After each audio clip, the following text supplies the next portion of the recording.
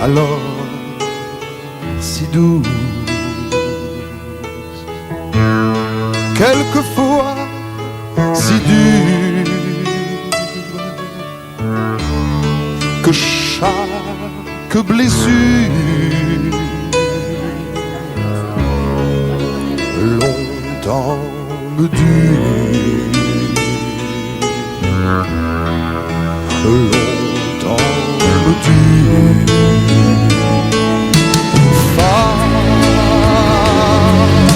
Je vous aime, femme,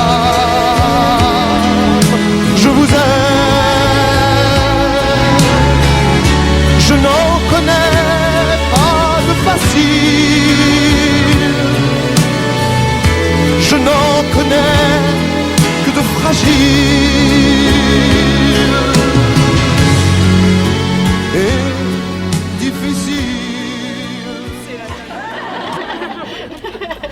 Et vraiment pardon pour mon retard, mais voilà, il y avait beaucoup de circulation sur le périph', et puis j'avais mal estimé les temps de trajet, mais je suis hyper contente d'être là, hyper contente de vous voir et très honorée, un peu intimidée. Merci beaucoup. Moi aussi très.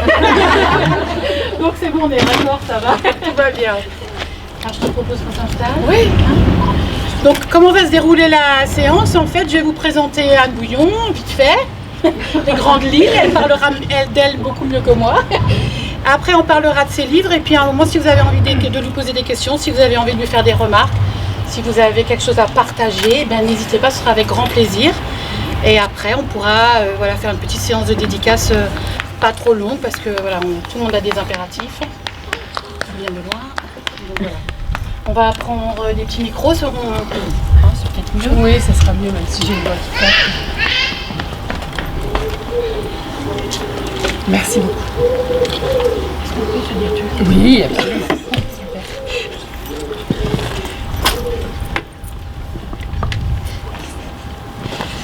Alors, tout le monde m'entend? Vous êtes bien installés? Oui. Super. Alors, Anne Bouillon,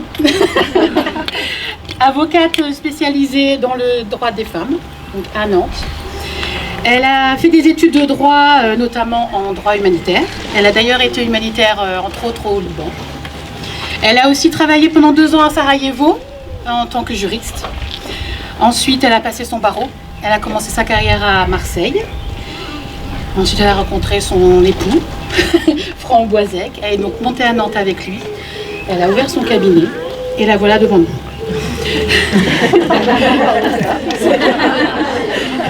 C'était rapide, mais c'est pas tout. J'avais aussi envie de vous parler très vite fait de sa famille. Donc c'est la nièce du metteur en scène Gilles Bouillon. Elle a aussi comme cousin Bastien Bouillon, qui est acteur.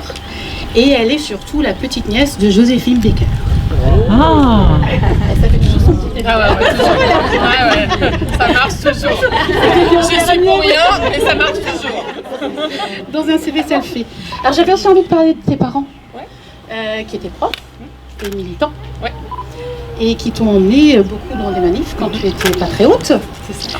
Et pour reprendre tes mots, tu dis que tes parents, ils étaient tombés dans les manifs, ils étaient engagés, mais pas féministes. Et les femmes de ta famille sont communistes, socialistes, syndicalistes, humanistes, laïques, antiracistes, mais pas féministes. Alors pourquoi le féminisme? Comment on en vient à cet engagement-là? Ah, ça marche, ça? Normalement, oui. Encore une fois, merci beaucoup, Jessica. Il n'est pas allumé. Ça marche pas? Là, ça marche. Merci beaucoup, vraiment. C'est très émouvant et très touchant d'être ici, et c'est très touchant d'entendre tes mots qui sont un peu les miens.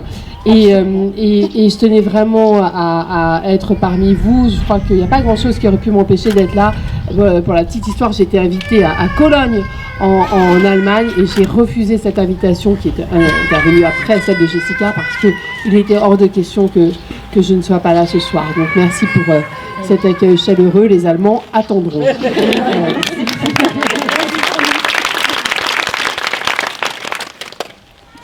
C'est intéressant à 53 ans de pouvoir jeter un regard rétrospectif sur un parcours de vie, et qui m'a conduit effectivement jusqu'à Corpé-sur-Logne ce soir avec vous. Et tout est hasard, mais tout est aussi rencontre et tout est aussi opportunité de saisir comme ça des bifurcations de chemin qui n'étaient pas prévues. Et moi, rien ne me destinait à être avocate. Je viens d'un milieu de prof, tu l'as dit, mes parents sont profs, ma sœur est prof, mon beau-frère est prof. Voilà, j'y ai échappé assez miraculeusement, mais rien ne me destinait à l'avocature, tout me destinait en revanche au féminisme.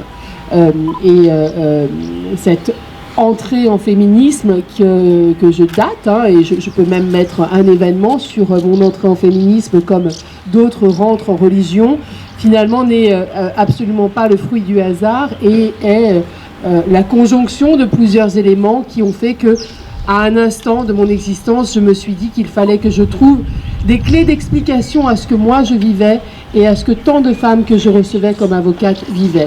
Des clés d'explication et puis aussi des passerelles de sortie et puis aussi des solutions pratiques au combat de la violence, parce que c'est de ça dont il s'agit, et comment trouver des modes alternatifs à ce que nous sommes. C'est des bien grands mots, mais en réalité, moi, quand je suis devenue avocate parce que, d'abord, j'ai rencontré des avocats à Sarajevo, tu l'as dit, et que je me destinais à repartir à l'étranger. J'avais même signé mon contrat pour repartir à l'étranger. Et puis, j'ai rencontré l'amour. Et il se trouve que l'amour était nantais. Et donc, me voilà arrivée à Nantes et créer mon cabinet, ce qui, encore une fois, à l'origine, n'était pas prévu. En revanche, le fil rouge, c'était l'engagement. Ce qui était évidemment acquis, c'est que j'allais faire de cette profession, de ce métier, de cette identité, quelque chose qui me permette de donner du sens à mon existence et peut-être, avec un peu de chance, d'aider certains et certaines. Ce qui était évident, c'était que j'ai très vite fait l'expérience que cette profession permettait de mettre en cohérence et en corrélation des engagements personnels et une pratique professionnelle. Et ça, c'est chouette. Mais le féminisme n'était toujours pas dans mon paysage. Moi, j'ai commencé à défendre des migrants, à défendre des salariés contre leurs employeurs, à défendre des minorités, des petites bonnes d'ailleurs. Un de mes premiers dossiers qui m'a singulièrement marqué, c'était une petite bonne. Je ne sais pas si vous savez, mais sur le pourtour méditerranéen, on observe souvent ce phénomène-là. Ce sont des jeunes filles issues du Maghreb qui sont transportées sans papier et exploitées dans des familles d'accueil, je mets guillemets à accueil, où elles font le ménage, la babysitter et éventuellement l'éducation sexuelle du plus jeune fils, voire du mari. Et donc, je m'occupais de jeunes filles comme ça. Et puis, arrivée à Nantes, j'ai créé ce cabinet et je me suis engagée dans le droit de la famille et le droit pénal. Et puis j'ai rencontré une femme, puis une autre, puis une autre, puis une autre, puis une autre encore. Et c'est finalement une espèce de fil ininterrompu comme ça de femmes qui sont venues cogner à ma porte et qui présentaient des profils tellement singuliers, tellement différents en termes d'âge, de langue, de culture, de milieu social, de parcours existentiel. Vraiment des femmes qui ne partagent rien d'autre que d'avoir fait l'expérience de la violence. Et c'est, cette évidence-là qui a commencé à apparaître au grand jour, et puis conjuguée à l'expérience, moi, du sexisme et de la misogynie, dont j'avais été assez miraculeusement préservée, ou alors je ne l'avais pas vu, je pense que c'est plutôt ça. En tout cas, je ne l'avais pas analysé comme tel, parce que les livres dont tu parles, ça m'a aussi donné l'occasion de faire un retour sur moi-même et de me dire à quel moment j'ai fait, moi, l'expérience de la violence, à quel moment, moi, j'ai fait l'expérience du sexisme, de la misogynie, et j'en ai trouvé plein, en réalité, des moments. Mais il y a cet instant dont je vous parlais, où j'ai subi, alors, le mot est galvaudé, hein, une agression de la part d'un magistrat, ou plus exactement d'un procureur de la République, qui, parce que je l'agaçais, m'a saisi par le bras dans son bureau, a ouvert la porte et m'a foutu dehors. J'étais en robe d'avocate, hein. Il n'y avait pas d'ambiguïté sur le fait de qui j'étais. Et ben, je peux vous dire que ce moment-là, il a été fondateur. Je me suis assise dans le couloir du palais de justice, et pour celles et ceux qui sont déjà allés au palais de justice de Nantes, c'est pas un endroit super joyeux, et dans les étages c'est encore pire, il n'y a pas la lumière du jour, ils sont tout noirs, les sièges sont rouges. Je me suis assise là, et j'ai fait ce que font les filles dans ces cas-là, j'ai chialé. J'ai aussi appelé mon mari, et je lui ai raconté ce qui venait de m'arriver, et il m'a dit, si ça avait été moi, jamais il aurait osé. Et à l'évidence, cet incident, ce micro-incident de rien du tout, n'a été possible que parce que j'étais une femme et qu'il était un homme. Retournez ça dans tous les sens et cet événement n'arrive pas. S'il est une femme et que je suis un homme, ça n'arrive pas. Si je suis un homme et qu'il est un homme, ça n'arrive pas. Si je suis une femme et qu'il est une femme, ça n'arrive pas. Ça n'arrive que parce que il est un homme et qu'il se sent légitime à avoir accès à mon corps physique, à me toucher, à me saisir, à m'agripper. Et je sens encore, quand je vous en parle, ses doigts crochus sur mon biceps, et qu'il s'est cru autorisé, dans cette configuration-là, à me foutre dehors. Et bien ce moment-là, je l'ai choisi comme étant celui de ma naissance au féminisme. Et tout s'est aligné. Et ces parcours de femmes que j'avais comme ça rencontrés au fil de mon exercice professionnel, et puis tout ce que moi j'avais pu vivre, je me suis dit ok, c'est ça. Et j'ai fait des choix à partir de ce moment-là, notamment celui, et peut-être qu'on pourra en discuter, d'investir le prétoire comme un espace politique. Et en ça, très modestement, j'essaye de mettre mes pas dans ceux de Gisèle Halimi, qui est la grande avocate, figure de proue, en tout cas qui dans mon panthéon à moi est tout au sommet. Et puis j'ai fait d'autres choix, dont celui de renoncer à défendre des mises en cause de violences sexistes et sexuelles ou des mises en cause dans des dossiers de violences intrafamiliales. D'ailleurs, tu te rappelles du dernier homme que tu as défendu? Tu en parles dans ton livre? Non. Non, tu en parles dans ton livre. D'accord. Lisez, vous verrez. Mais tu t'en es souvenu. Ouais, D'accord. Tu t'en es souvenu. Alors je me rappelle de plusieurs hommes que j'ai défendus, et je les ai défendus, je crois, du mieux que je pouvais, avec toute mon engagement d'avocate et mes compétences et mon humanité, enfin tout ce que j'essaie de mobiliser. Mais en tout cas, il y a eu un moment de temps, pour moi, c'était plus possible de faire ce grand écart entre plaider pour quelqu'un qui mérite d'être défendu de manière absolue le matin, et puis tenir un discours systémique, politique, analytique dans le prétoire l'après-midi. Moi, j'ai plus su faire ça. Voilà. Est-ce que c'est bien vu au sein de... Aujourd'hui, mieux. Quand j'ai commencé, c'était compliqué. Aujourd'hui, force est de constater qu'on est nombreuses. On est une petite armée quand même d'avocates féministes, militantes, activistes. Je ne suis pas toute seule à avoir fait ce choix-là. Et puis ce choix-là, il ne me concerne que moi. Je veux dire, moi, j'ai aucune leçon à donner. J'ai plein de copines avocates qui continuent à plaider pour des mises en cause. Et super, et c'est très bien. Mais si j'ai aucune leçon à donner, j'en ai pas plus à recevoir. Moi, c'est comme ça que j'ai choisi de mener ma barque, et c'est un choix tout à fait personnel, et j'entends pas faire école. Mais c'est sûr que j'ai essuyé, et encore pas très longtemps, des critiques acerbes. Pour la petite anecdote, j'ai été invitée il y a un mois de ça à l'association des avocats pénalistes à Paris. Alors imaginez, on est à la maison du barreau, l'ordre des avocats à Paris, c'est magnifique, c'est somptueux, les sièges sont en cuir, très agréables, on nous sert un café excellent le matin, et je suis invitée à débattre avec d'autres avocats pénalistes sur qu'est-ce que l'engagement quand on est avocat, et est-ce qu'on peut plaider en partie civile et en défense de la même manière. Est-ce qu'on est les mêmes ou pas les mêmes? J'explique pourquoi, selon moi, on est les mêmes, et pourquoi moi j'ai renoncé à rien de ce qui relève de la présomption d'innocence, rien de ce qui relève du procès équitable, rien de ce qui concerne l'individualisation des peines. Bref, je suis avocate de plein exercice. Merci, tout va bien. Et un ténor célèbre du barreau français, lillois, me dit: oui, consoeur, défendre une cause, c'est bien. Moi, je défends. J'avais envie de lui répondre, bon bref, je lui ai pas dit. Mais, vous voyez, il y a cette espèce de condescendance quand même, de ce que on n'est plus dans l'orthodoxie absolue de la défense pénale, qu'on a renoncé, donc abdiqué à ce qui fait l'essence même de la défense pénale. Et on ne va pas se mentir, d'une certaine manière, défendre des victimes, c'est plus facile que défendre des accusés.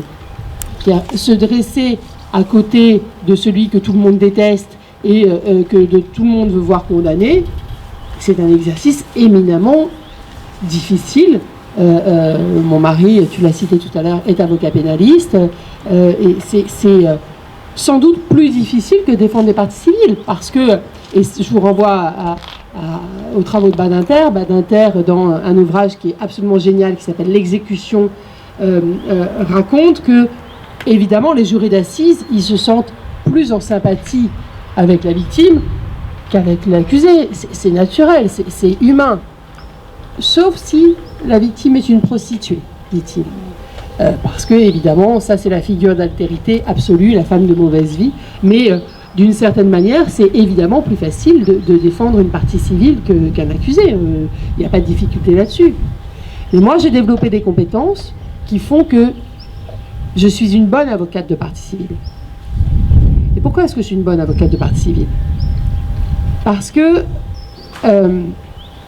depuis 25 ans que j'exerce ce métier, je me suis mise au travail sur ma capacité à écouter les femmes.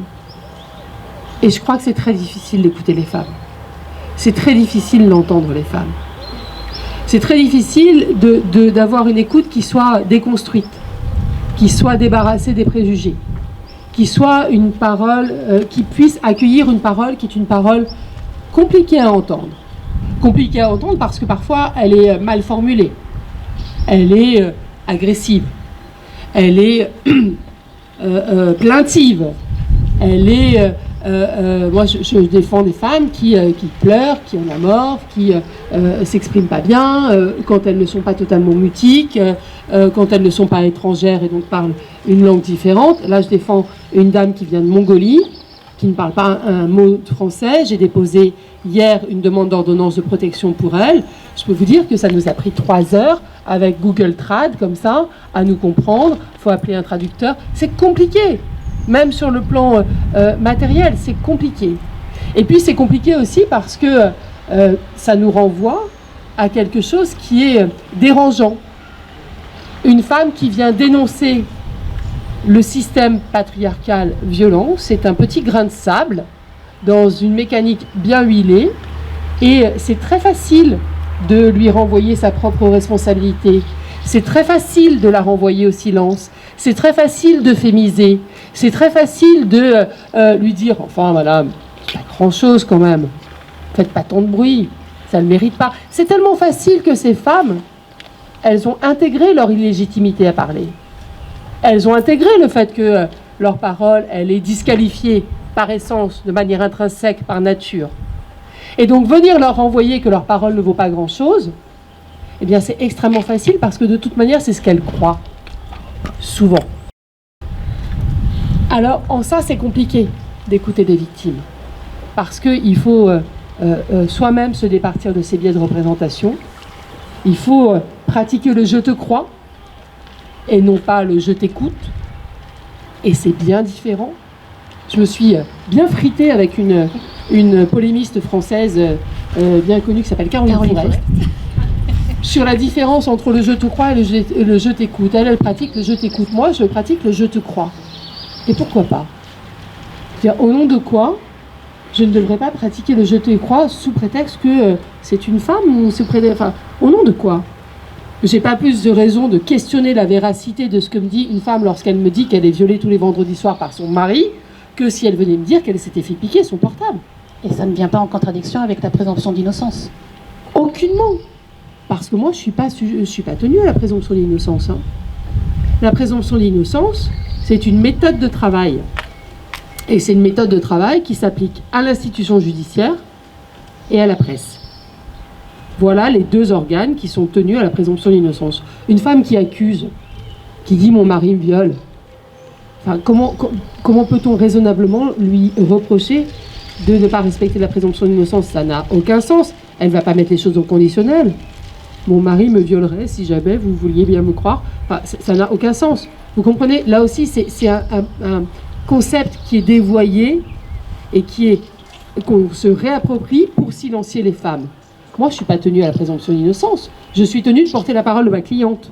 Je suis tenue de défendre ma cliente. Et puis, si je ne veux pas la défendre, personne ne m'y oblige. Hein. Il y a un mandat que je n'ai pas envie de prendre, je ne le prends pas. Si il me semble que cette rencontre, qui est quand même une rencontre tout à fait singulière entre une cliente et une avocate, ne doit pas se faire, eh ben, elle ne se fait pas. Mais quand elle se fait, et quand ma cliente et moi avons scellé ce pacte de confiance et ce pacte de défense, alors on est une dyade, hein, on est deux, et on va jusqu'au bout. Alors évidemment que je suis à côté d'elle, évidemment que je la crois. Je peux lui dire, madame, dans le dossier, il n'y a aucune preuve, et ça va être compliqué devant les juges. Ça, c'est le cadre de ton rôle d'avocate. Et ça, c'est mon rôle d'avocate et de préparation au procès. Mais au nom de quoi je lui dirais, moi, j'ai des doutes quant à la réalité de ce que vous racontez. Je suis plus à ma place, en fait. Donc, bien sûr que je pratique le je te crois. Mais, comment dire, comme tu le dis, je n'exige pas qu'il y ait une condamnation à la seule faveur de la parole de mes clientes. C'est ça qui serait absurde. Et c'est là où je ne serais plus du tout dans le respect de la présomption d'innocence. C'est si j'arrivais devant une juridiction en disant « ma cliente accuse, condamnez-le ». Personne ne demande ça. Personne ne demande que des jugements de condamnation soient rendus à la seule faveur d'une parole aussi sincère soit-elle. C'est pas ça l'enjeu. Moi, je plaide toujours la présomption d'innocence, je plaide toujours le doute, et je souhaite que la parole, elle soit corroborée par des éléments de preuve. Évidemment. Et je le dis à mes clientes, votre seule parole ne suffira pas à emporter condamnation, et elles le comprennent, et d'une certaine manière, tant mieux pour elles. Et après, j'arrête, parce que une fois que... Alors, un micro, un public, c'est bon. Tu es là pour ça. Je suis là pour ça, mais rien ne me fait plus plaisir. Mais ce que je voudrais dire, c'est que les femmes que je défends comprennent très bien que leur seule parole ne suffira pas. Et en plus, elles comprennent que si un jugement de condamnation est rendu sur la seule foi de leur parole, alors c'est faire peser sur leurs épaules une responsabilité qu'elles ne méritent pas. Évidemment qu'il doit y avoir une enquête, évidemment que ce qu'elles disent doivent être débattu, investigué, contredit, vérifié, et qu'il est hors de question dans une démocratie de se satisfaire d'une seule accusation pour remporter condamnation. Enfin, personne ne dit ça. Mais de la même manière, je dis, il n'y a absolument aucune raison de ne pas croire les femmes a priori. Du coup, tu parles de la parole des femmes, mais est-ce qu'elle est effectivement mieux entendue dans l'institution? Est-ce qu'une femme qui va porter plainte est accueillie? Oui, c'est mieux. Oui, c'est beaucoup mieux. Mais ça dépend où, ça dépend quand. Mais grosso modo, c'est mieux. Mais je crois que, enfin, on vit pas beaucoup de choses très réjouissantes en ce moment. C'est pas la joie quand même. Et 2017, MeToo, pour moi, c'est vraiment quelque chose qui a changé les choses. Vraiment. Et s'il y a un événement ces 10 dernières années, moi qui me rend heureuse, c'est celui-là. Que des milliers, des millions de femmes se tiennent la main, se prennent la main en disant on est pareil. Toutes celles qui sont venues dans ma salle d'attente, mais nous toutes, avons à un moment donné expérimenté cette violence-là. Il n'y a aucune raison que ce soit comme ça. Il n'y a aucune fatalité à ça. Et dans MeToo, ce qui est intéressant, c'est le tout. C'est moi aussi, et je me reconnais, et nous nous reconnaissons en chacune d'entre nous parce que nous avons collectivement et individuellement fait cette expérience-là, et nous avons ça en partage. Et bien que nous puissions le dire, et que nous puissions dire, maintenant c'est terminé, nous ne supporterons plus d'être envoyés à un silence mortifère, et bien ça c'est quand même extrêmement réjouissant, joyeux, émancipateur pour les femmes et pour les hommes. Donc, MeToo est venu marquer vraiment une césure pour moi. Mais à cette réjouissance, j'apporterai un tempérament. Vous l'avez remarqué, il y a un certain nombre de vents mauvais qui soufflent, et qui soufflent de plus en plus fort. les mouvements masculinistes sont extrêmement puissants. Et c'est pas la même chose, c'est pas le pendant du féminisme. On me dit souvent, oui, il y a les masculinistes et les féministes. Non mais attendez, on va pas comparer, c'est pas la gauche ou la droite, ou je sais pas, ça n'a rien à voir. Le féminisme est un mouvement pour l'égalité. Le masculinisme est un mouvement pour la suprématie des hommes sur les femmes. Moi, j'ai rien contre les hommes, je veux juste qu'on soit traité d'égal à égal. Mais les masculinistes, eux, revendiquent une hiérarchie qu'ils veulent être naturelle ou essentielle, ou appelez ça comme vous voulez. Il n'y a pas très longtemps, je faisais une conférence, j'adore cette anecdote. Il n'y a pas très longtemps, je faisais une conférence à l'École nationale d'architecture, à Paris, sur les bords de Seine. Ils m'appellent parce que au sein de l'école, il y a des problèmes d'agression sexuelle et des problèmes de harcèlement sexuel et ils ne savent pas trop bien gérer. Et donc, ils me demandent de faire une conférence sur le consentement. En plus, ils me payent, donc j'y vais. Et j'arrive, c'était la réunion de pré-rentrée. Donc, c'était que des profs, pas d'étudiants, que des profs. Un amphi rempli de profs. Et donc, j'arrive, blablabla, je fais mon truc sur le consentement, le non-consentement, patati, patata. J'ai quelques questions, et puis il y en a un qui se lève. Vous savez, l'archi, le vieux beau. Un boomer, ma génération, la veste de velours côtelé. Il prend la parole devant tous ses collègues et il dit oui, bonjour, je m'appelle Stéphane Machin, architecte des PLG. Après, vous êtes tous des PLG dans l'amphi, mais bon, d'accord. Et il ne s'adresse pas à moi, il s'adresse au directeur. Il dit oui, Patrick, là, je suis pas content, je vais me plaindre auprès du rectorat, du ministre, parce que ça fait quand même 1 heure que tu nous obliges à écouter le discours de cette féministe-là, qui nous rabâche les oreilles avec son discours féministe. Alors moi, je suis un peu surprise, un peu déconfite. Et puis, il voit que je réagis, il me regarde, il me dit oh, de toute manière, maître, je vous le dis, hein, moi, je suis masculiniste. Je te jure. Devant un amphi plein à craquer, devant tous ses collègues. Et là, les bras m'en tombent, et je dis, c'est hyper intéressant, Stéphane, architecte des PLG. Donc, c'est quoi la suite ? C'est quoi le programme ? Je retourne dans ma cuisine, j'ai plus le droit de vote, j'ai plus la pilule, enfin, c'est quoi le programme, en fait ? Mais c'est rigolo, mais c'est pas rigolo. C'est quoi le programme ? Qu'est-ce que tu as répondu ? D'abord, son programme, il m'a pas répondu parce que les jeunes générations ont demandé de fermer sa bouche et ont bien fait. Mais c'est pas rigolo parce que un type comme ça se sent suffisamment à l'aise dans son slip pour se lever devant tout un parterre de collègues et le dire tranquille. Et donc ça, moi, en réalité, ça m'inquiète beaucoup. Donc pour faire réponse à ta question, Jessica, je trouve que la parole des femmes trouve des espaces plus facilement qu'elles ne trouvaient pas avant. Je trouve que les policiers sont mieux formés, que les magistrats sont plus attentifs. Il y a des juridictions spécialisées à Nantes et ailleurs qui se mettent au travail. Il y a des greffiers qui se forment, il y a des avocates et des avocats qui se forment. Il y a une attention collective aux violences faites aux femmes. Je crois qu'on n'est plus très nombreux, on est moins nombreux à détourner le regard quand on assiste à quelque chose qui est violent. Je crois que les jeunes générations se saisissent beaucoup de ces questions-là.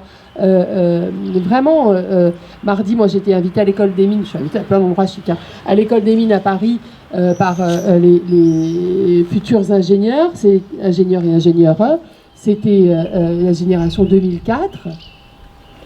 Ils sont vraiment porteurs d'espoir. On sent qu'ils ont envie de faire autrement, on sent qu'ils ont envie de vivre autrement, on sent qu'ils ont envie de faire famille autrement, faire couple autrement, faire l'amour autrement. Voilà, ils cherchent d'autres narratifs, ils tâtonnent. Il y en a un qui m'a dit, alors c'est pas cette conférence-là, mais c'est une autre devant des lycéens qui m'a dit ouais madame, comment je sais si ma copine elle est consentante ? Mais j'ai trouvé ça génial en fait. Je dis bon, on va reprendre les choses à la base. Hein. Mais voilà, il y a des questionnements qui surgissent comme ça. Et cette préoccupation de l'égalité dans les rapports, y compris les rapports intimes, c'est des préoccupations que ma génération, on n'avait pas du tout, ou à la marge. C'est pour ça que je n'étais pas acculturée au féminisme. Donc ça bouge dans le bon sens. Il y a des choses qui sont extrêmement réjouissantes et émancipatrices des carcans dans lesquels on voudrait nous mettre. Mais il y a des forces réactionnaires qui sont puissantes. Ils sont nombreux, ceux qui ont précisément envie de nous renvoyer dans nos cuisines ou qui se sentent menacés par l'émancipation des femmes ou par ce mouvement d'égalité, parce que l'égalité ou le féminisme, ce sont encore des termes qui sont jugés comme étant révolutionnaires et qui portent en eux, qui charrient avec eux une dose de violence. Moi, on me dit « Ah ouais, féministe, ouais, super, pas trop quand même, hein. Ou tout doux piano, la féministe, hein. Comme si j'avais un couteau entre les dents ou je m'apprêtais à arracher des soutiens-gorge pour les brûler. Enfin, voilà, c'est pas ça le programme. Moi, la seule chose qui m'intéresse, c'est l'égalité. Mais là aussi, encore une fois, force est de constater que c'est pas un programme qui est séducteur pour tout le monde. La jeune génération, c'est donc l'avenir. Je t'ai entendu dire une fois que tu doutais un peu des quinquas en termes d'évolution. Mais nous, on est foutus, en fait. Moi, je pense que je n'arriverai pas à faire autre chose que, endiguer, paramétrer. C'est-à-dire que je sais repérer la violence et je peux la tenir à distance. Je sais repérer la domination et je peux essayer de m'en échapper. Je sais repérer les moments, les clichés et les carcans sexistes ou féministes. Je vois les injonctions qui nous sont faites aux femmes et aux hommes de nous comporter d'une telle ou telle manière. Et donc je peux aussi essayer de les analyser pour ce qu'elles sont et m'en éloigner. Mais moi, je ne saurais pas être autrement dans mon couple, dans ma famille, que le fruit du patriarcat. Enfin, je ne m'exprime pas très bien, mais je crois que ma génération ne saura pas se réinventer. Voilà. Je crois que ma génération peut endiguer les dérives possibles du système. Créer un nouveau système, être autrement, se définir autrement. Je crois vraiment que c'est la jeunesse qui est porteuse et moi ça me fait tellement du bien de lui parler à cette jeunesse. Allez les rencontrer. Ouais. Du coup, tu penses quoi du mouvement Not All Men? Eh bien, peut-être qu'il faut recontextualiser. Not All Men, c'est le mouvement qui a surgi comme première réponse au procès de Mazan. Lorsque est apparu au grand jour quelque chose que moi je savais depuis très longtemps, à savoir que les hommes qui commettent des viols ne sont pas des monstres. Et si nous pouvions collectivement avoir cette croyance-là de ce que le viol c'était d'abord le parking, la rue obscure, l'inconnu dangereux, avec le procès de Mazan, la réalité sociologique des hommes qui commettent des viols nous est apparue au grand jour. Mais moi, je le savais déjà, et j'ai participé à un film qui s'appelle Viol, défi de justice, où on assiste à un procès pendant 3 jours, et l'accusé, qui est condamné, est un étudiant. Dans ma plaidoirie, je l'appelle un petit gars bien, parce qu'il a absolument tous les traits d'un petit gars bien. C'est quelqu'un qui est inséré socialement, qui n'a pas de casier judiciaire, qui n'est pas un délinquant, qui bosse, qui fait des études, qui a des potes. Bon, d'accord, il se bourre un peu la gueule de temps en temps, mais rien de grave. Et à la faveur de certaines circonstances, dans cette soirée, il a pris de la cocaïne. La jeune fille sur laquelle il a jeté son dévolu est d'origine antillaise. Et donc, comme il est pétri de préjugés sexistes et racistes, il pense que les Antillaises ont une sexualité débridée. Et il s'autorise à franchir ce qui devrait rester infranchissable. Et il le fait, mais presque, comment dire, je ne vais pas dire de bonne foi, ça serait grossir le trait. Mais il le fait, je crois, authentiquement sans mesurer la gravité des choses et pensant qu'il est légitime à ne pas s'empêcher. Albert Camus dit « Un homme, ça s'empêche ». Et moi, j'adore cette phrase. Et ce que je constate, c'est que les hommes qui sont poursuivis et condamnés pour des crimes de viol sont majoritairement des hommes qui, à un moment donné, dans certaines circonstances, ont cru ne pas devoir s'empêcher. Ont cru que c'était OK d'avoir accès au corps d'une femme.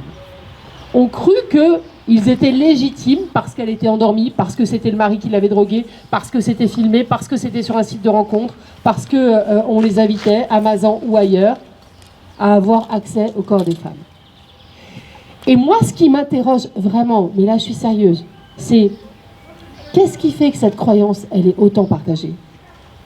Qu'est-ce qui fait que cette croyance, elle est tellement commune chez chacun d'entre nous, homme ou femme, de ce qu'il y a une légitimité à l'accès au corps des femmes? Notre culture, bien sûr. Notre droit, peut-être. Je vous rappelle que la France vient d'être condamnée, il y a 6 mois, par la Cour européenne des droits de l'homme pour ne pas avoir éradiqué la notion de devoir conjugal dans son arsenal juridique. Qu'est-ce que ça veut dire, cette histoire de devoir conjugal? À votre avis, qui en est débiteur, qui en est créancier? Mais voilà, qu'un petit gabien peut commettre un viol et un crime. Ben moi, c'est une question qui me plonge dans des abysses de colère et de perplexité. Et si le premier mouvement en réaction à MeToo, ça a été de dire oui, ok, mais pas tous les hommes, ben moi je dis pas tous les hommes, mais des hommes quand même, hein, et beaucoup.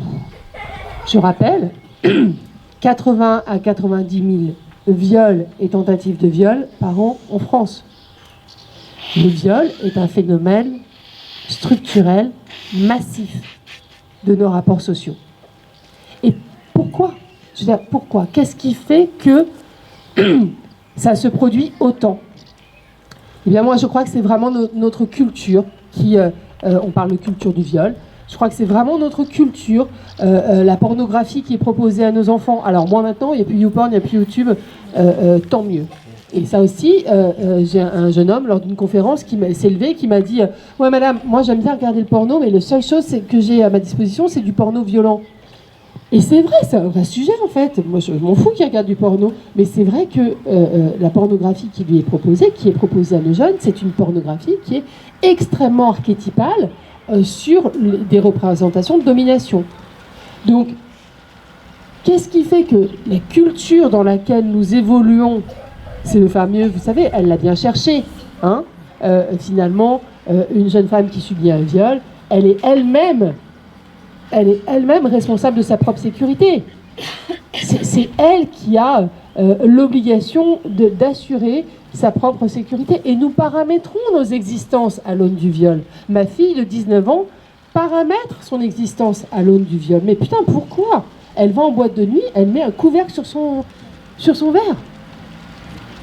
Avec ses copines, elles se surveillent les unes les autres. Elles vont pas au shot toutes seules. Mais dans quel monde vivons-nous pour que ce risque-là il soit à ce point aigu que nous devions recouvrir nos boissons lorsqu'on va en fête, en fait? Et bien moi, ce que je crois, c'est que, c'est éminemment culturel, que ce qui a été appris peut être désappris, et que des modèles alternatifs sont possibles, et que ça n'a rien d'une fatalité. Ce que je crois aussi, c'est que si on supprime le viol, si on supprime la peur du viol, mais nos existences, elles changent radicalement. Comment est-ce que nous, femmes, investissons l'espace public? Comment est-ce que nous nous sentons autorisés ou pas à investir l'espace public? De quelle manière on rase les murs? De quelle manière on gère notre vêture? De quelle manière est-ce que on fait attention à ou pas prendre des voitures? Tout ça pour faire des rimes. Bon. En fait, on fait tout le temps gaffe au risque de viol. Si c'est pas pour nous, c'est pour nos amis, pour nos filles, pour nos voisines. Et je dis, enlevez ce risque de viol et vous verrez que nos existences seront singulièrement différentes. Et je crois que c'est faire aussi honneur aux hommes que de souligner ça. Parce que considérer que le risque de viol existe tout le temps et partout, c'est aussi considérer que les hommes seraient des êtres mus uniquement par leur pulsion sexuelle, irrépressibles, et que finalement les pauvres, ils seraient eux aussi victimes de leurs hormones ou de leurs pulsions ou de leurs besoins naturels à satisfaire. C'est pas digne en fait pour eux que de considérer ça. Donc je crois qu'on ressort toutes et tous grandi individuellement et collectivement en s'offrant le choix de pouvoir être autrement que comme ça.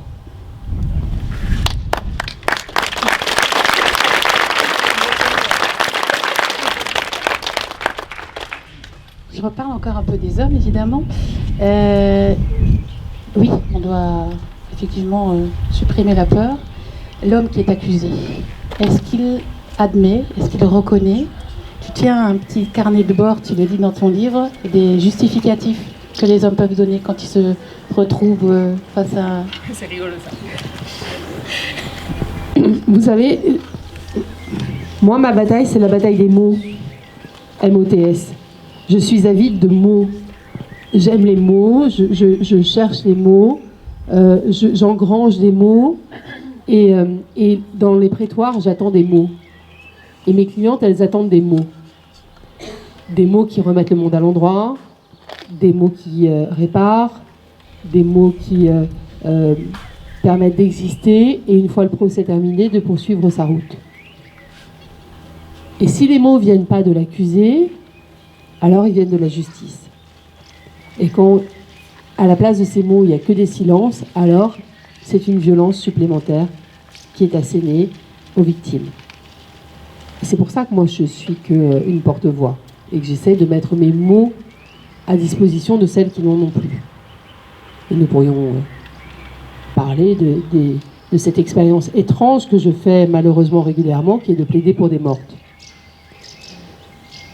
Mais dans les dossiers de viol, ou de violence intrafamiliale, ou de violence conjugale, eh bien, mes clientes viennent chercher des mots, parfois de la part de celui-là même qu'elles ont tant aimé. Et moi, je suis toujours surprise de ce qu'ils en sont tellement avares de mots. Dire « je reconnais » et je te demande pardon, ça arrive. Mais c'est tellement rare. Je parle de Karim dans le livre.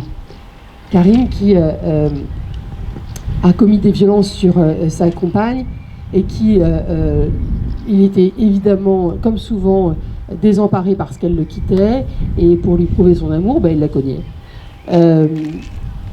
Et lorsqu'elle a vraiment décidé de partir, il a mis le feu à toutes ses affaires, enfin, c'est allé assez loin. Et ce type-là est arrivé devant les juges et s'est effondré en disant qu'il faisait exactement la même chose que ce que son père faisait à sa mère et qu'il voulait surtout pas ressembler à son père.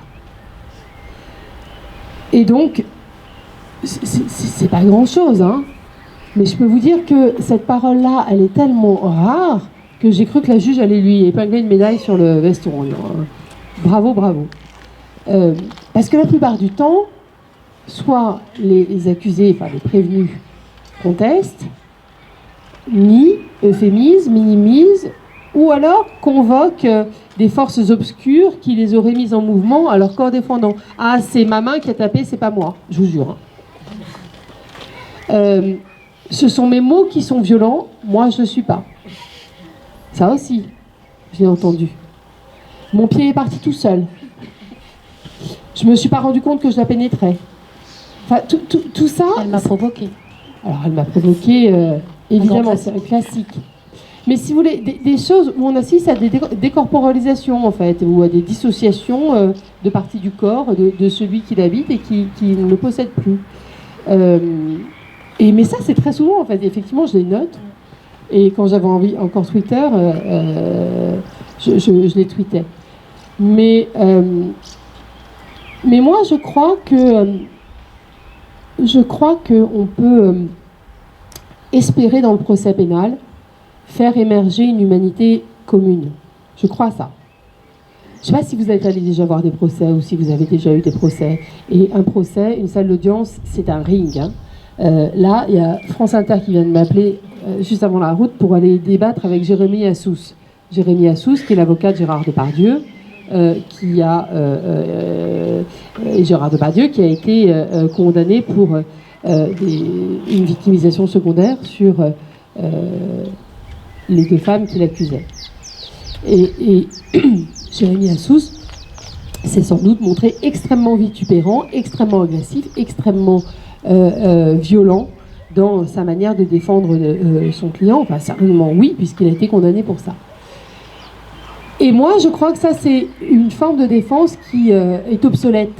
C'est une défense à la papa, voyez ? C'est une défense old school. C'est une défense où on croyait que pour défendre, il fallait attaquer. Et de préférence une femme. Et donc, il fallait la traîner dans la boue pour montrer que la lumière était sur celui qu'on défendait. Il fallait en faire une catin pour que lui et l'autre en soit un prince. Bref, il fallait surtout discuter sa moralité, parce que les femmes à moralité douteuse, et bien évidemment, si elles ont subi un viol, c'est totalement de leur faute. Cette défense-là, elle a moins cours dans le prétoire. Ça ne veut pas dire qu'on est là pour boire une tasse de thé, hein. C'est pas... Mais moi, j'ai changé ma manière de défendre, et donc d'attaquer. Fut un temps, j'étais extrêmement offensive, et je pouvais me montrer comme ça, très, très frontale, avec les hommes qui étaient dans le box des accusés dans le prétoire. Et donc je pouvais y aller en mode rouleau compresseur, et poum, uppercut, droit, bum, bum. Et j'aimais bien ça. Et finalement, ça me faisait plus plaisir à moi qu'à ma cliente, je crois. Parce que de ça, il ne ressort pas grand-chose. De ça, il ne ressort que le sentiment de ce que chacune reste figé ou calcifié dans une position qui est nécessairement une position antagoniste. Victime, bourreau. Et certes, pour la victime, c'est nécessaire de se voir reconnaître comme victime. Mais et quoi ? D'abord, dans les dossiers de violence conjugale, ne jamais oublier que l'auteur, ça peut être aussi le père des enfants, et puis ça peut être quelqu'un qu'elles ont aimé, et puis ça peut être quelqu'un qu'elles aiment toujours. Parce que la complexité humaine, elle a ceci de particulier, que rien n'est noir, rien n'est blanc, et voilà, nous sommes sur une palette de gris.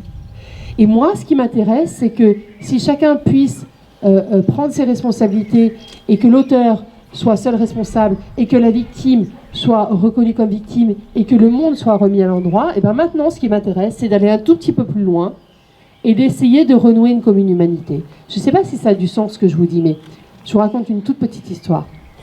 J'ai défendu il n'y a pas très longtemps cette jeune femme qui, à Nantes, a subi un double viol de rue. Je ne sais pas si vous vous rappelez de ça. Elle marchait à 4h du matin à Nantes et elle a subi un viol par deux personnes qui ont croisé sa route.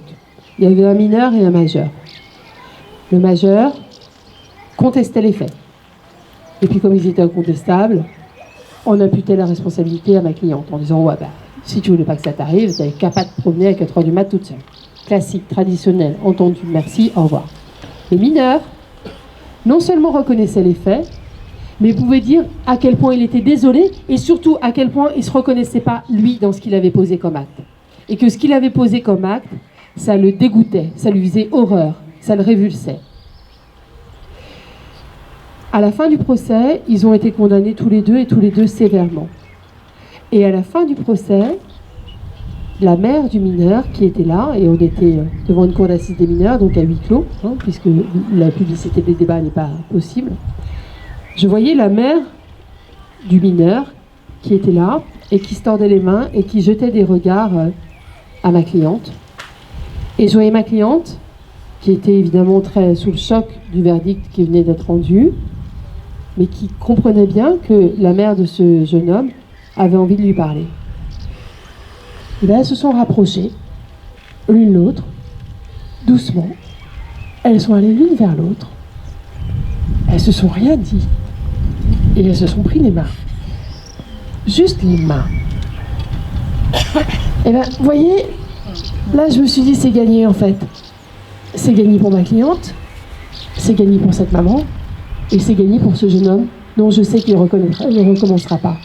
Pourquoi ? Parce que chacun peut se reconnaître en une commune humanité. Et c'est ça que je cherche. Et c'est ça qu'on peut attendre du procès. Mais ça suppose un peu de courage, et ce jeune homme en avait, et un peu de dignité. Je peux vous dire qu'il n'en manquait pas à ma cliente. Voilà. Donc c'est ça qui moi maintenant me met en mouvement.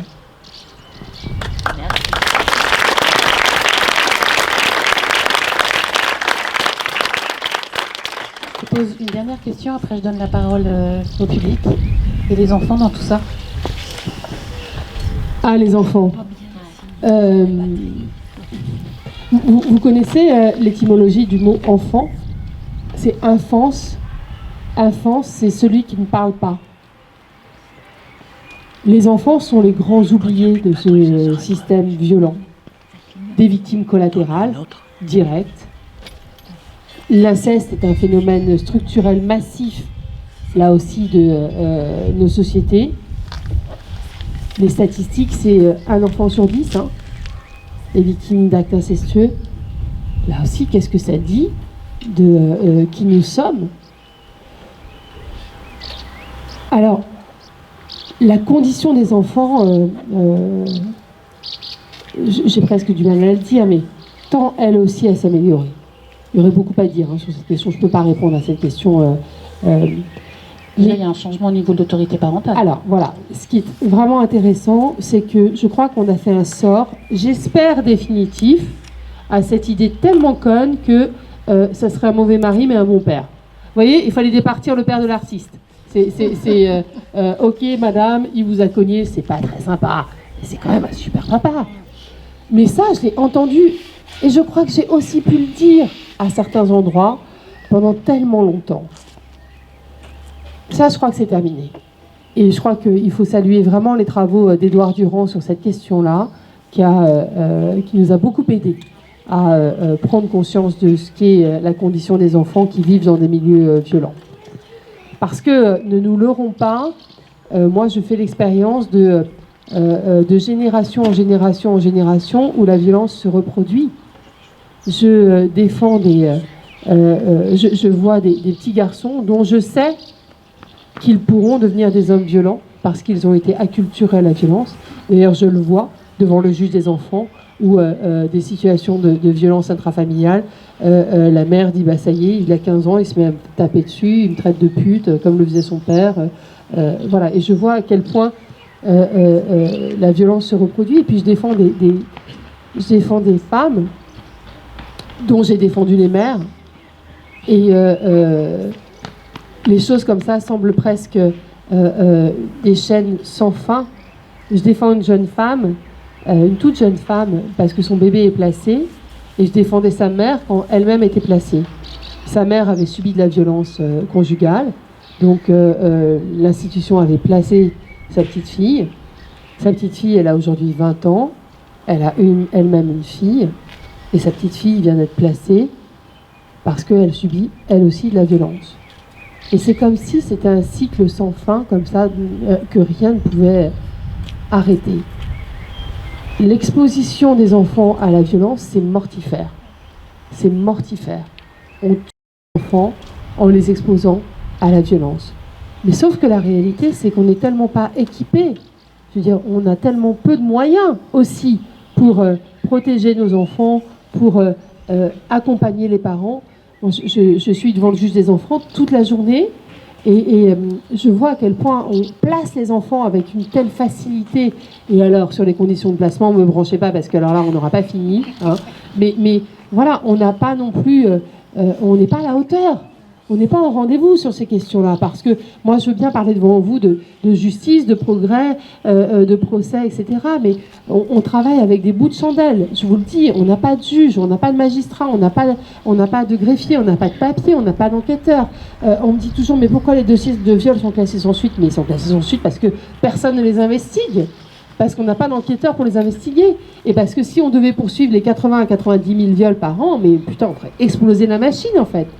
Donc nous ne sommes pas dimensionnés non plus du tout en termes de moyens pour faire face. On est à 70 € par an et par habitant en France sur le budget de la justice.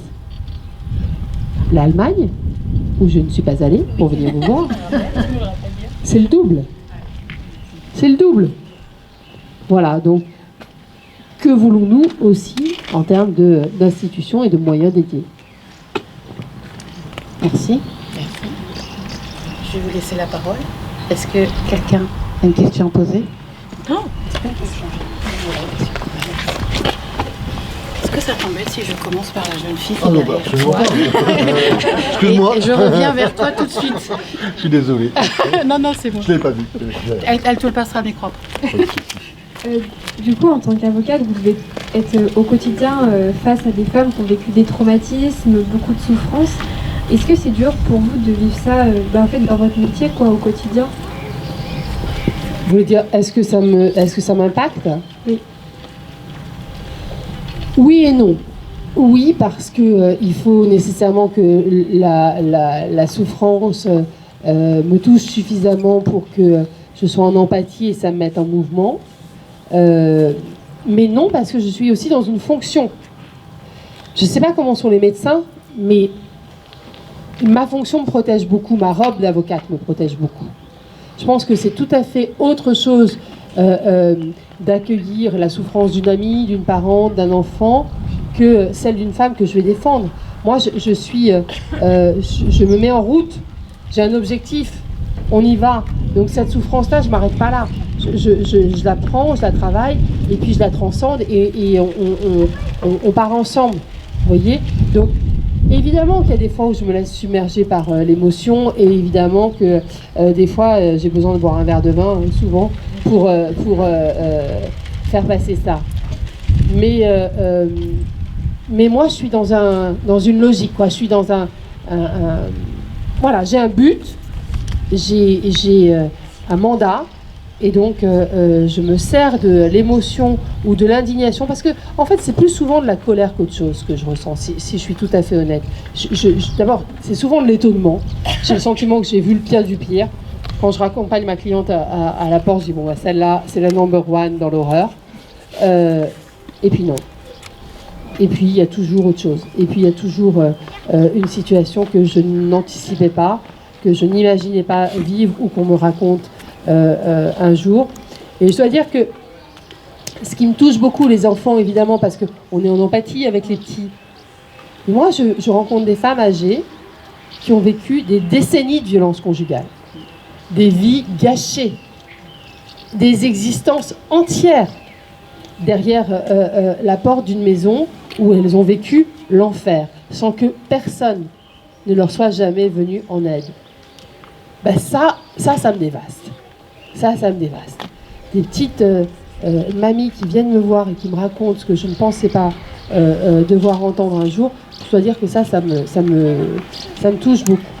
Mais voilà, j'essaie de prendre cette émotion-là et d'en faire quelque chose. Et puis sinon, je bois un verre de vin. Oui, bonsoir. Tout à l'heure, vous parliez j'ai une remarque, et puis une question et une remarque. Vous parliez de féministe et de masculinisme. Il y a le mouvement Trade Wife qui s'est développé aux États-Unis et qui a heureusement très peu pris en France. Est-ce que vous n'avez pas l'impression que c'est un mouvement justement qui soutient ces masculinistes? Ça, c'est ma première question. Et ma remarque, c'est, vous parliez de la place et la culture du viol ou de la domination de l'homme. Moi, ma fille, lorsqu'elle est au collège, donc en 5e, 4e, où les jeunes filles commencent à se développer, on lui disait, il ne faut pas venir en jupe, d'accord? Ou alors, il fallait une jupe qui aille jusqu'en bas. Et pourquoi? Et je me suis mis en colère après la proviseure, parce que ça excitait les garçons. Alors, c'est un truc qui m'a révolté. Donc, il y a encore beaucoup de travail à faire. Et surtout, en plus, on sait dans l'éducation nationale, c'est quand même majoritairement des femmes. C'est un petit peu embêtant, je trouve. Oui, vous avez raison, elle est très pertinente, votre question. En fait, il ne faut vraiment pas penser que toutes les femmes sont alliées et que, d'abord, il ne faut pas penser que tous les hommes sont...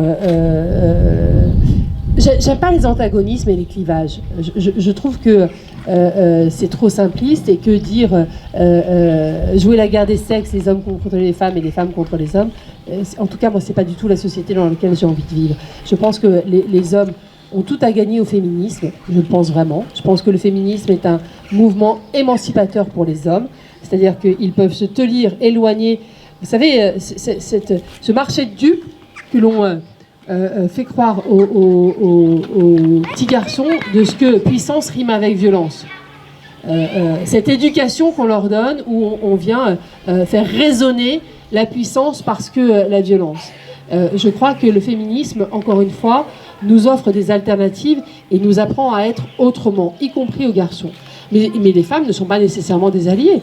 Moi, j'ai rencontré plein de femmes qui avaient des réflexes misogynes et qui pouvaient vous parler des tradwives, mais il y a plein de mouvements, encore une fois, traditionnels, conservateurs, réactionnaires en France. Et puis, moi, j'ai eu la grande surprise dans mon métier d'avocate de voir comment certaines avocates ou magistrates se montraient violentes et culpabilisatrices à l'endroit des femmes. Je le raconte également dans le livre.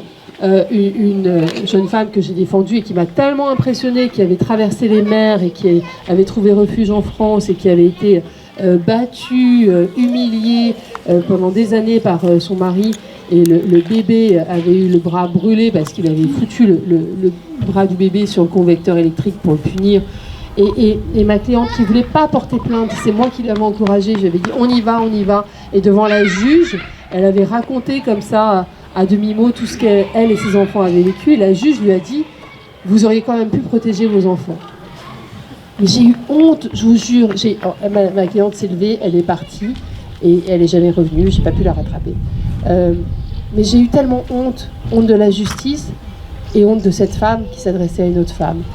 Donc oui, il serait illusoire et stupide de croire qu'il suffit d'être femme pour considérer que l'émancipation des femmes est un idéal à atteindre. C'est bien plus complexe que ça. Et quant à ce que vous dites par rapport au collège, on en parlait tout à l'heure, tout se passe comme si c'était, encore une fois, aux femmes de paramétrer le risque et les désirs des hommes qui, parfois, seraient bien embarrassés avec ce désir-là, qu'ils ne contrôleraient pas. Et moi, je trouve que c'est humiliant pour les garçons, en fait. C'est humiliant pour eux de véhiculer ce genre de stéréotypes.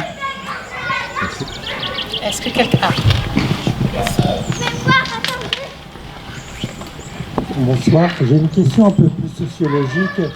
Est-ce que, enfin, c'est une croyance personnelle avec depuis MeToo. Je me demande si en fait on n'est pas des prédateurs et nous serions tous dans un groupe humain, village, ville, pays, région. En fait, on est peut-être complices pour le bénéfice du groupe.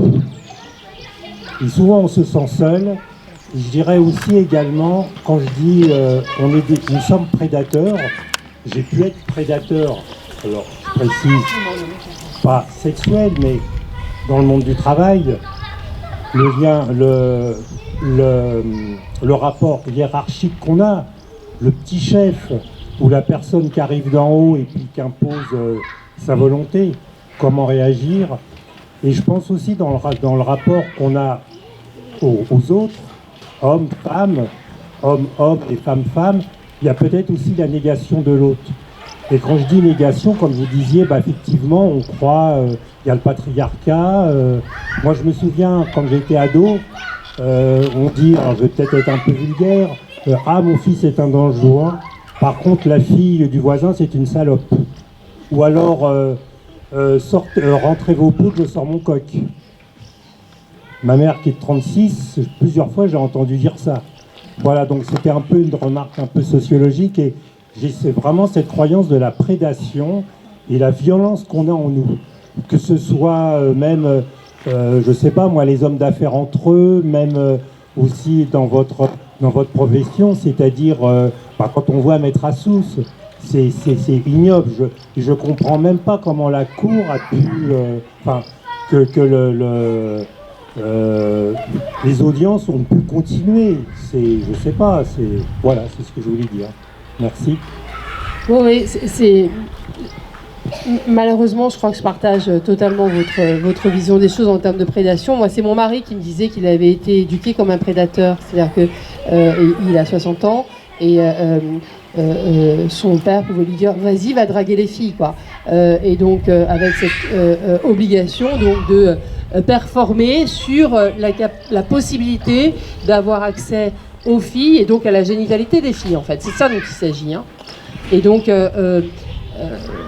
cette organisation-là, en termes de proie et de prédateurs, elle est vraiment extrêmement prégnante et ça nous conduit aussi, nous les femmes, à nous protéger d'un danger potentiel. On parlait de l'occupation de l'espace public, de la lecture, tout ça participent de la même chose. Mais ce que je crois aussi, peut-être pour apporter une toute petite note d'espoir par rapport à ce que vous dites, monsieur, c'est que là, ce qui est en train de changer dans cette génération, c'est qu'elle se dote d'outils de compréhension et d'autres narratifs. C'est-à-dire que la Belle au bois dormant serait plus nécessairement réveillée par le prince qui lui roulerait une grosse paloche dans son sommeil. Vous voyez, je crois que la jeune génération cultive vraiment cette égalité, cette rencontre, cette conversation, pour reprendre le mot de Manon Garcia sur les rapports sexuels, cette conversation amoureuse que doit être la conjugalité, où finalement nous parlons entre alter égaux. Et moi, ça me réjouit. Et une autre chose qui me réjouit et que je n'avais pas et que je cultive profondément parce que c'est un outil politique puissant contre cette prédation dont vous parlez, monsieur, c'est la sororité. Parce que la sororité me donne cette qualité à me dresser contre la division que l'on voudrait faire régner entre les femmes pour faire le jeu de la domination. Vous savez, c'est le vieil adage, diviser pour mieux régner, et cette idée de ce que deux femmes entre elles se crêperaient nécessairement le chignon pour un homme. J'avais même un dossier où, c'est le dossier de Philippe Marchand, et vous pourrez regarder à la rentrée sur France 2, enquête, au bout de l'enquête, le truc de Marie Drucker, là, je ne regardais pas ce truc-là, mais ça passera en septembre. Bon, ce type-là est un Don Juan en Casanova, 65-70 ans, hein, au moment des faits, dans l'ouest parisien, sémillant retraité, et il cultivait comme ça les aventures dans le milieu libertin. Mais vous savez ce qu'il faisait avec sa compagne en titre? Il avait donc d'autres aventures, et bien, il passait ses conquêtes à Anne-Marie, qu'il a fini par tuer et découper en morceaux, hein, mais ça c'est pour la petite histoire. Petite parenthèse, il passait ses conquêtes à Anne-Marie et il disait débrouillez-vous entre vous pour savoir qui mourra. Et donc il cultivait comme ça cette idée de la compétition et de la concurrence entre les femmes pour avoir accès au coq. Et bien la sororité, voyez-vous, c'est l'instrument le plus puissant que je connaisse qui vient déjouer ça. C'est-à-dire que moi, ça ne veut pas dire que j'aime toutes les femmes, ça ne veut pas dire que toutes les femmes sont mes copines et mes amies, ça n'a rien à voir. Ça veut dire que je vois clair dans ce jeu-là et que lorsqu'une femme est en difficulté ou qu'on veut me la mettre en concurrence, je ne rentre pas dans ce jeu-là et que je peux analyser les rapports de force de manière précise pour les déjouer. Et donc, je me sens en communauté de destin avec les femmes et quand l'une est en difficulté, je lui viens en aide. Quand l'une a besoin d'être épaulée, secourue ou réaffirmée dans son individualité, vous savez, la sororité, c'est ce qui est né dans l'équipe de Barack Obama 1, la première campagne, où toutes les filles s'étaient mises d'accord entre elles, en se disant, parce que Barack Obama, un peu progressiste, il avait dit, dans mon équipe de campagne, je veux autant de filles que d'hommes. Sauf que mansplaining, mansrupting, c'était toujours les mecs qui prenaient la parole et qui interrompaient les filles ou qui leur piquaient leurs bonnes idées. Et donc les filles se sont dit, dès qu'il y en a une qui est en difficulté, l'autre vient à mon secours. Et donc s'il y avait Peter qui interrompait Sharon, il y avait Diana qui disait Peter, on va laisser Sharon finir. Et c'est ça en fait, vous voyez, la sororité. Et moi, avec d'autres, on a créé des cercles de sororité où on essaie juste de conscientiser ces moments où nous n'avons pas été sorores et où on aurait besoin que d'autres le soient à notre endroit. Et quand on fait ce travail-là, ça nous donne encore une fois un rapport au monde, un narratif différent, une manière d'être au monde différente. Donc ce que vous décrivez me semble juste, mais loin d'être une fatalité. Il ne tient qu'à nous. On va prendre une dernière question.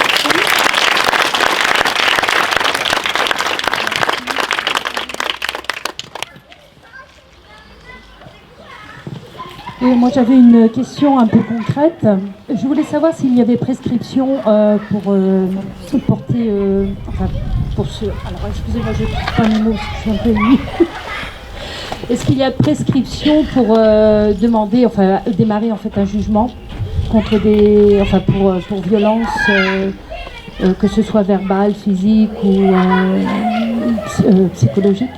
Est-ce qu'il y a une prescription? Est-ce qu'on peut, par exemple, au bout de 20 ans, demander un jugement?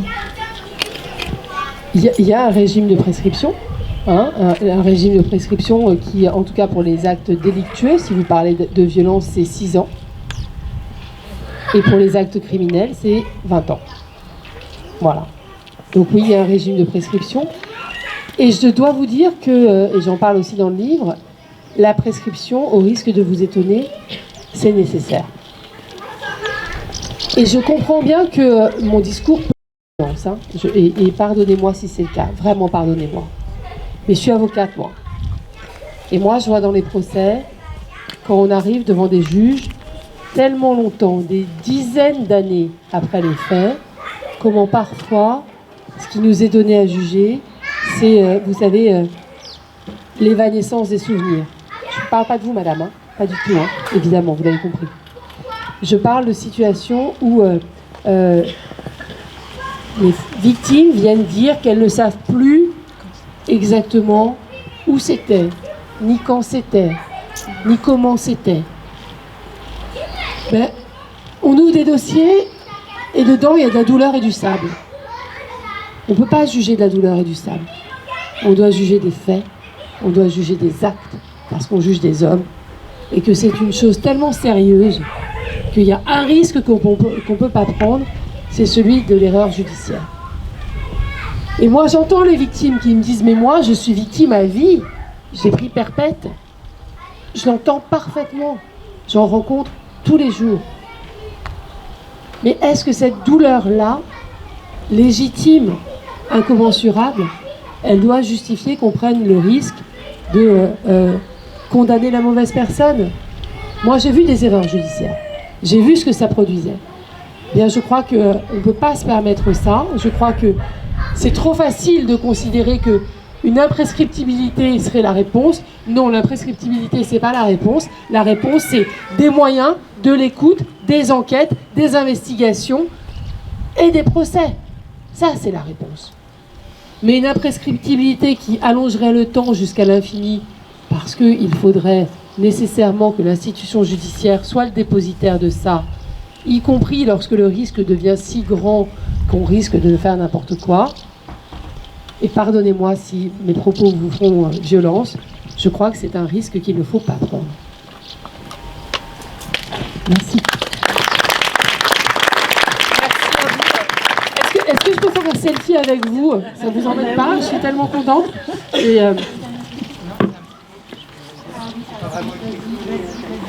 oui, excuse-moi. Juste un petit mot pour la fin. En fait, moi je voulais vous remercier, Mme Bouillon, parce que vous m'avez défendu il y a quelques années. Et je voudrais vous remercier aussi pour votre bouquin que j'ai lu et que j'ai acheté ce soir parce que j'avais eu l'occasion de le lire avec les filles de l'association. C'est un petit message d'espoir, moi, que je veux passer à madame ou à d'autres. Je voulais dire qu'en fait, bah oui, c'est parfois très long, la justice. C'est parfois très compliqué. Il y a des hommes qui sont quand même super forts hein, pour nous faire passer pour des folles et pour user de toutes les stratégies inimaginables pour nous décrédibiliser et faire en sorte que notre témoignage n'ait pas de crédit. Et vous m'avez aidé à retrouver ma dignité et à avoir le courage de dire les choses. Et maintenant, je suis effectivement engagée auprès de mes copines dans un tas d'actions comme cet événement de ce soir auquel je participe avec grand plaisir.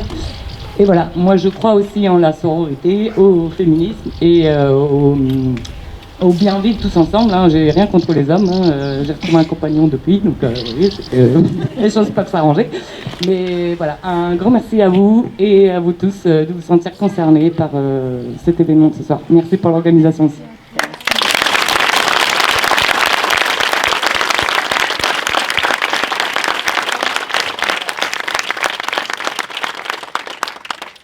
Sur la photo? Allez! Toutes. Ça me ferait vraiment plaisir. Allez, hop. Il y a une chaise. Non, je vais venir par là. Il y a une chaise là. Il y a une chaise si vous voulez. Là. Tremble un peu alors. Ah bah voilà, je vais venir à côté d'un monsieur, tiens, ça fera moins. Je ne vais pas mettre un coup de casque, rien promis. je vous prends en photo parce que vous êtes magnifiques.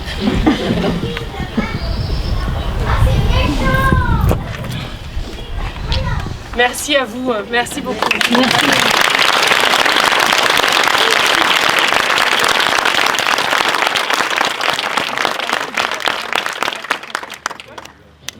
J'avais juste envie de donner la parole à l'association Femmes Toutes Debout. Donc aujourd'hui, Anne Bouillon est venue à la campagne. J'avais envie de parler ruralité et de femmes qui peuvent se sentir isolées ici, mais et alors surtout ce qui était extrêmement important comme message, c'était de montrer qu'en fait elles ne sont pas seules. On est là, toutes, et l'association Femmes Toutes Debout en l'occurrence. Donc je vais laisser la parole à l'une d'entre elles. Qui c'est qui veut? À toutes, mais venez mesdames. Et après on pourra passer aux dédicaces. Bon, bonsoir à toutes, bonsoir à tous, et merci Anne Bouillon d'être venue ce soir. C'est un vrai honneur, un vrai plaisir en tout cas de vous accueillir ici à Corcouët-sur-Logne, et oui, en milieu rural, pour parler un petit peu des droits des femmes, du féminisme, ce qui est assez rare et ce qui était rare avant 2021. Ce qui était rare avant 2021. Nous sommes, voilà, on va inviter aussi Karine à se rapprocher parce que là, les copines de l'association Femmes Toutes Debout se sont bien mobilisées ce soir pour cet événement. Alors Femmes Toutes Debout, c'est un collectif, c'est une association féministe de femmes pour les femmes. Nous ne refusons pas les adhérents, je précise, mais en effet le conseil d'administration est composé de femmes et on est parti de cette situation du milieu rural qui n'a peu d'aide, qui a très peu d'aide envers les femmes victimes de violences. On est parti d'un constat assez dramatique qui est le nombre de féminicides en milieu rural, alors que finalement les femmes sont très peu nombreuses à y vivre, elles sont un tiers de la population à y vivre. Et donc avec Marjorie qui est ici présente, voilà, et Anne, notre chère Anne qui est décédée l'année dernière, nous avons fondé cette association de création de liens entre les femmes. Parce que si, en effet, vous l'avez dit, diviser pour mieux régner, en effet, on a un lien à retisser entre nous, un lien de solidarité, de sororité, un lien féministe, parce que nous, on se revendique comme étant féministe, je vais le redire de nombreuses fois, je pense, en milieu rural, et donc un lien de création entre les femmes. Alors, de liens entre les femmes, on organise des cafés des femmes, à Corcouët, à Touvois, à la Marne, à la Limousinière. Je précise, alors c'est tout à fait personnel, après je donnerai la parole aux copines, mais moi je suis très honorée que cet événement ait lieu à Corcouët-sur-Logne, tout comme je suis très honorée quand on fait des cafés des femmes à la Limousinière ou des ateliers de self-défense, parce que mes parents sont originaires de ces villages. Voilà. Donc pour continuer, parce que c'est très émouvant pour moi, je vais passer la parole aux copines, parce qu'on est un collectif. Alors, sur le pourcentage de féminicide en ruralité, elle le connaît, mais elle a oublié de le dire. Vous pariez combien sur tous les féminicides? Est-ce que c'est 30%, 50%, 60%? Non, 50%. Mais c'est déjà beaucoup parce qu'on n'est que 30% de femmes en ruralité. Et ça fait déjà beaucoup, et c'est juste le haut de l'iceberg. Voilà. Donc c'est important, on a des choses qui changent et on le voit au niveau de l'accueil en gendarmerie en ruralité, ça progresse et ça progresse bien jusque-là. Ce qu'on voit sur le terrain, c'est qu'effectivement on a quand même, pour des femmes qui ont leur famille, c'est compliqué de partir. Les accueils, c'est Saint-Nazaire, Nantes. Effectivement, on essaye de faire progresser le réseau, des réseaux d'abritantes, en essayant de se soutenir et de vraiment adhérer notamment à un abri qui sauve des vies. Si vous voulez être bénévole pour abriter, alors c'est seulement des fois même pas 10 jours dans une année, ça arrivera peut-être, voilà, pas sollicité, mais vraiment un abri qui sauve des vies, c'est ce qu'on a identifié avec l'association Femmes Toutes Debout comme étant vraiment un système qui a été développé par des jeunes filles au cours de leur Master 2, qui ont monté une ingénierie de l'accueil, et vraiment elle est sécurisée, et ils ont un résultat incroyable. On a été longtemps. Il y a un autre chiffre, je ne sais pas si vous le connaissez. Combien de départs il fallait encore récemment à une femme avant de vraiment sortir de la relation de violence? 6, ouais, actuellement c'est descendu à 6, c'était à 7, mais là ça descend à 6. Et avec cette association, c'est 1%. Il y a une bulle humaine d'accueil, donc vraiment, si vous avez des questions là-dessus, si vous avez des envies de créer ce réseau, de poursuivre son extension en Pays de la Loire, au moins en Loire-Atlantique, venez vers nous, on vous donnera toutes les infos, et puis voilà, si on peut hésiter. Merci beaucoup. Je ne vais pas parler très longtemps. C'était un rêve de vous avoir ici, pour moi. Pour moi, vous êtes la Gisèle Halimi d'aujourd'hui. Ouais. Clairement. J'en avais parlé au tout début avec les filles. On est parti franchement de rien. Et quand je vois que vous êtes Anne Bouillon, non mais à Corcoué, mais oui. c'est juste... oui, c'est incroyable. Ça faut me pincer, tu me pinces? Peut-être Cologne. Mais, ah bah ouais, non, oui, mais vraiment, plutôt qu'à Cologne. merci beaucoup, merci beaucoup. Merci. Vraiment, Merci. voilà. C'est tout ce que je peux dire. Et puis voilà, suivez-nous, femmes toutes debout. Voilà. Puis les filles, serrez-vous les coudes, quoi. Vous tirez pas dans les pattes. Prenez votre place.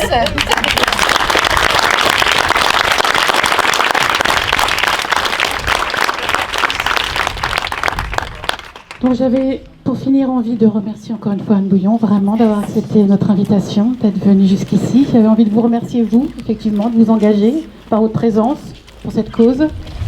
Et voilà, j'ai envie de continuer la discussion autour d'un verre de vin.